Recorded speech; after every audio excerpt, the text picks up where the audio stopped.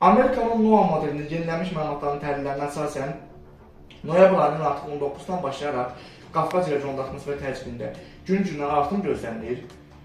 Artıq dünyanın 4 əsas aparıcı modelləri olan, yəni 4 əsas açıq mənbə modelləri olan Avropanın İskandinav modeli, Amerikanın NOAA modeli, Alman modeli və Kanada modelinin 4'ü də eyni siqnalı verir ki, noyabr ayının 19-da və 20-sindən başlayaraq Qafqaz regionunda atmosfer təzyiqində gün-gündən yüksəlmə gözlənilir. Ümumilikdə isə Qafqazın Cənubi Azərbaycan arasında noyabr ayının 25-nə qədər olan müddət ərzində hava şəraitində böyük bir dəyişiklik ehtimalı 0-a bərabərdir.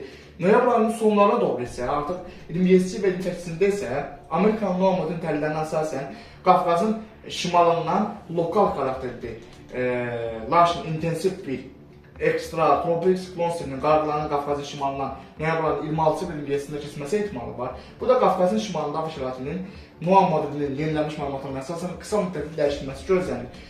Lakin bu NOAA modeli də Rusiyanın qərbində və Avropanın şimal-şərqində noyabr ayının sonlarına qədər olan müddət ərzində 3-4 dəfəyə yaxın bir intensiv xarakterli bir siklon sisteminin qış fırtınasının ərazisində aktiv olması və əraziyə rekord miqdarda qarın yağması, qarın yığılması ehtimalı var.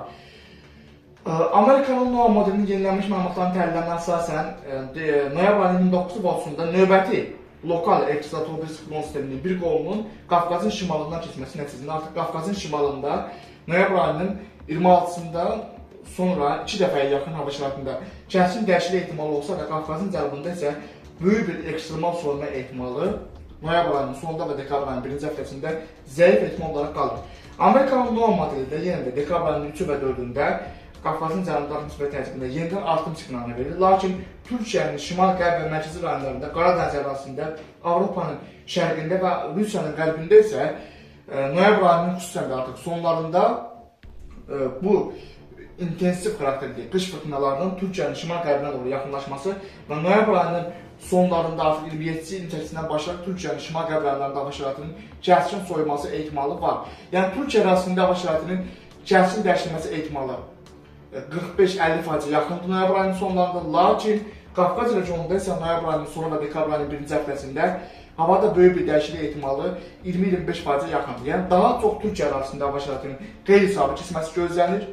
Azərbaycan arasında bu risk zəif olsa da, bu riski göz ardı etmək olmaz. Çünki bu sistemlər noyabr ayının sonlarında Qafqazın cənubuna da müdaxilə edə bilər.